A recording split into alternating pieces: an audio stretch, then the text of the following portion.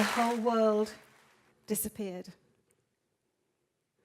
A decision had been taken that I was no longer needed to work for a company that I'd worked for the previous 8 years. I'd dedicated my life to. I still remember the shock at the moment that I heard this news. And like Alice in Wonderland falling down that rabbit hole, I fell. And as I fell, I looked up. And the whole world was still turning, still vibrant, still moving, still doing its thing, oblivious to me laying at the bottom of this hole. I was experiencing enormous, surprising change, as many people here have experienced change, as I had experienced change in my life before. And I knew I had to pull on all of my resources to get myself through.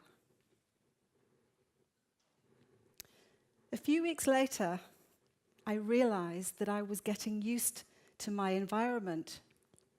As I fell down that hole, like Alice, I got smaller and smaller.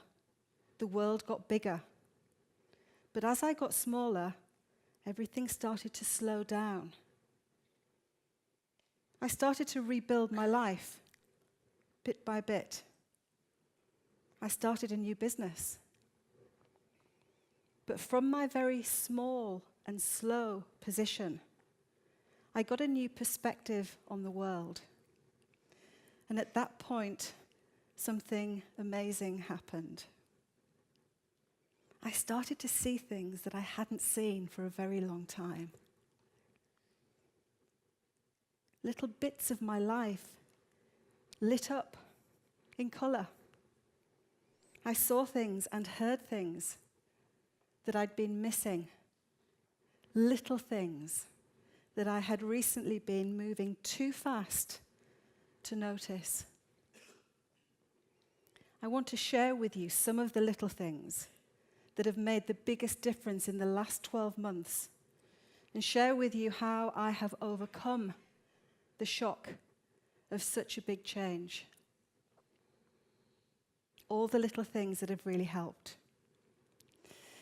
The first little thing I call friendship and familyship.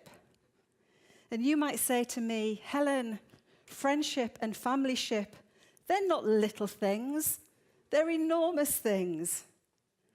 And I tell you, I know that now. But you know, when I was moving so quickly, I missed the beauty of my friends and my family in the detail that they were giving it to me. I was missing it. And here it was again in all its glorious color in front of me. They were for me through thick and thin, through good times and bad times. And every day they brought me gifts, little packages of goodness, little packages of inspiration. And I can tell you, they don't really know that they brought them to me because they were just being themselves. They would do things like come and sit beside me silently when I needed company, but I didn't want to speak. They embraced me. They brought me coffee. They would tell me things, little things that were important to them. We had long, deep, meaningful conversations. We ate together. They would tell me things like, thanks, Mom. And, Helen, whatever ship you're sailing, I'm sailing in it with you. And I'm your proper friend, your real friend. I'm here not just for the good times, but all of the times. They would say things like, we will get through this whole thing together, day by day, hour by hour. I'll be right by your side. They would say things like, go on, Mom, you can do it. They'd also say things like, will you wash my shirt? Will I what? Wash your shirt? Well, yeah, come on, Mum, life goes on, come on. I need clean shirts. So I would wash their shirts, and I would cook with them and eat with them and clean with them and do all of the things that life does. And as their lives moved along, so my life got moved along with it. All the little things that were just coming back to me in glorious color. In fact, it was my friends and my family who taught me a new skill. They taught me how to ride my bike.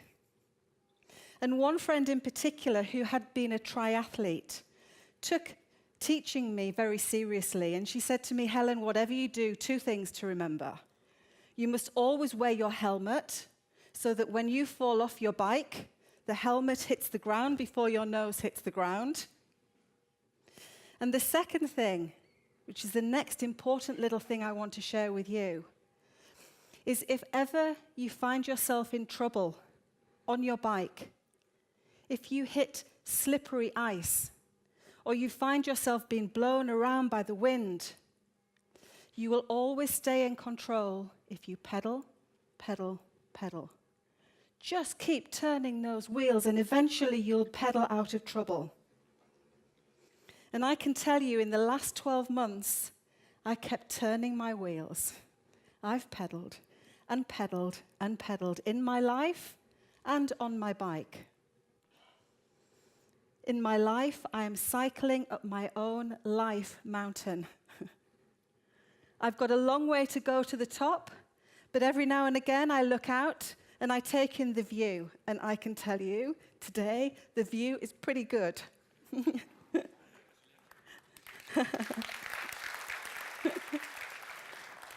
And I'm also cycling on my bike. So last year, I cycled a real mountain, one of your mountains. It's in Provence.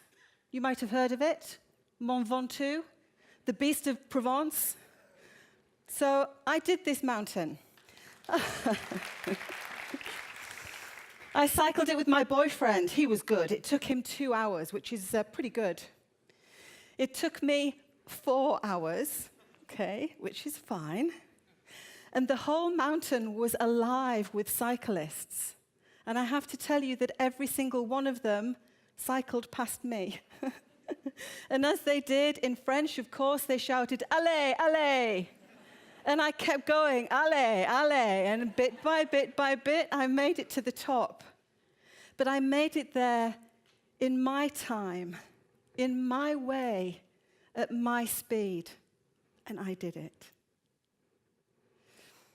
A young friend of mine said recently to me, Helen, you've got to do things at your own speed. Don't let us put pressure on you because we're faster than you.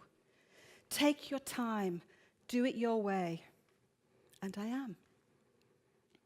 As I cycled up that mountain, and as I cycled my mountain of life, I know that I'm doing it bit by bit. I'm making it happen. I'm not trying to make it happen. I'm making it happen. I don't try. You know what trying is, don't you? It's a noisy way of not doing something.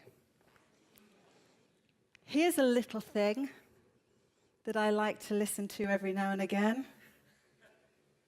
You know Yoda? Yoda says, do or do not. There is no try. And I love that. And that brings me to my third little thing that I want to share with you.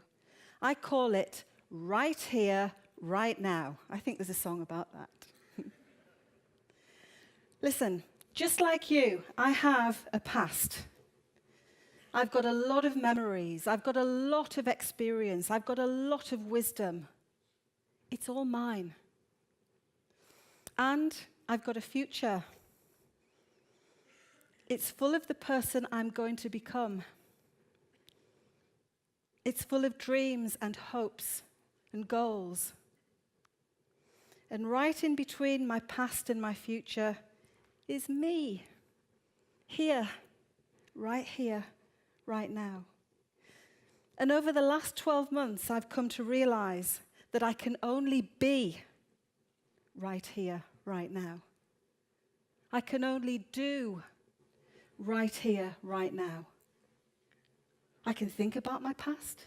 I can learn from my past, and that's a good thing.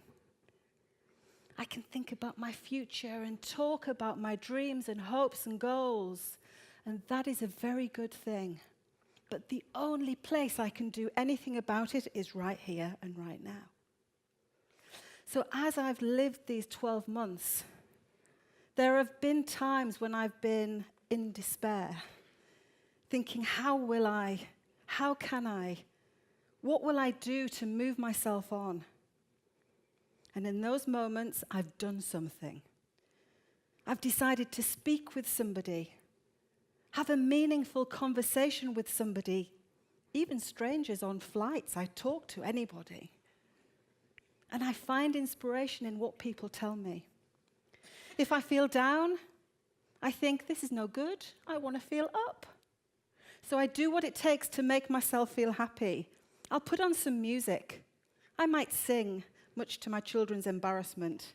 And if nobody's looking, I might even dance. I walk my dogs, 2 dogs. I take them to the park. I can tell you my dogs love me no matter what. Whether I'm wearing makeup or completely not. Whether I'm successful or not, they love me. And they give me more love, I think, when they know that I'm feeling sad, which is amazing. There's something else about right here, right now, that's really important. It's a little thing, but it's so powerful. And that is that I let myself believe. Belief is everything. Luke Skywalker once said, I can't believe it. I don't think he said it quite like that. I can't believe it. And Yoda said, and that is why you fail. So the fourth little thing I want to tell you about is a word. It's a small word. And that word is maybe. It means perhaps. It means possibly. And the only way I know to really explain to you the power of this word is by telling you a very short story. The story is about a farmer. The farmer had a horse. The horse ran away, and the villagers said, oh, that's bad news. And the farmer said, oh, maybe. The horse came back bringing lots of wild horses, and the villagers said, yay, that's great news. And the farmer said, maybe. The farmer's son tried to tame a wild horse, and in doing so, he broke his leg, and the villagers said, oh, that's bad news. And the farmer said, maybe. The army came looking for soldiers, and they rejected the son with a broken leg. And the villagers said, hey, great news. And the farmer said, you know this. I really like that farmer. I really like how that farmer thinks. Because he knows that life is real. Life is in your face. Life brings with it huge ups and huge downs. And if you don't like ups and downs, well, you've got to learn to like it. You've got to learn to be nimble and agile. You've got to learn to roll with the shocks and surprises. And you've got to learn to put things into their proper perspective. 12 months on, I think I'm getting things into a proper perspective. That is with my whole life. And it's all the little things that I've looked at and spotted and seen that have helped me. I'm a valued mum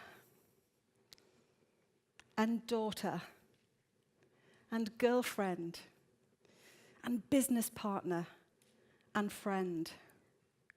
And I value all of those people in my lovely ship of life, valuing everything about them, the conversations we have, the moments that we share. I pedal every day. I keep life in its proper perspective. Finding all the little things again has really helped me, but it's been a surprise. It's not what I expected. It's been like opening an oyster and finding a pearl. Beautiful and precious. It's like when you're eating couscous. You know, in a Moroccan restaurant, and they put those pomegranate seeds, you know?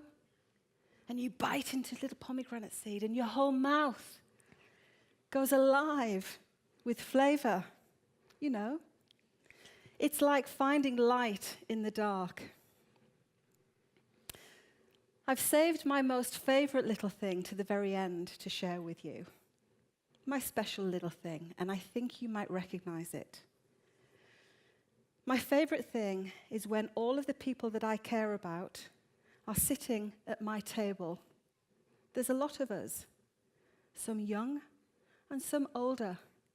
Lots of food, lots of drink, lots of arms, sharing, passing, talking, all at once. It's complete chaos. I call it arms and legs. And it's in those moments that I sit back now, 12 months on, and I take in what I'm seeing, and I realize, actually, I'm the luckiest girl in the world. Over the last 12 months, I have become amazed at the human instinct to survive. Like water always finds its level, human beings are programmed to survive. And it's all the little things that have given me strength to be able to survive in these last 12 months. I'd like to think that Yoda would say this about me. The force is strong in this one because of all the little things that I wanted to share with you as an idea worth spreading here at TEDx. Thank you.